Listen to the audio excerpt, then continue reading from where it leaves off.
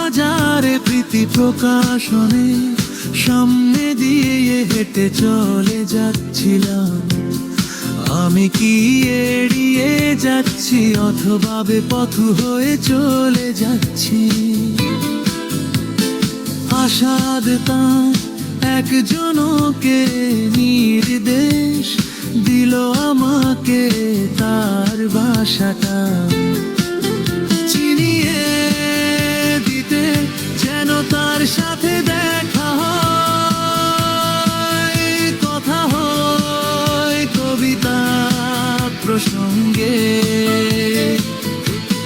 মনে হলো তারিখ আমাকে পথ দেখিয়ে দিতে, সামনে গিয়ে গিয়ে নতুন একটা বাড়ির সদর দরজা পর্যন্ত পৌঁছে তালাটা খুলছে।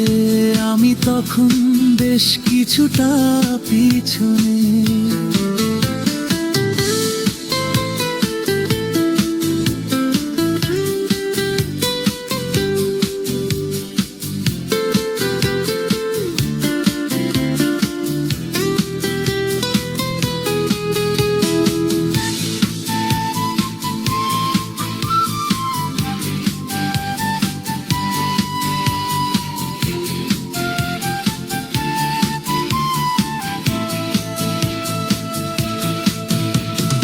আশাদ তার ঘরের দরজা খুলতে নির্দেশ দিচ্ছে।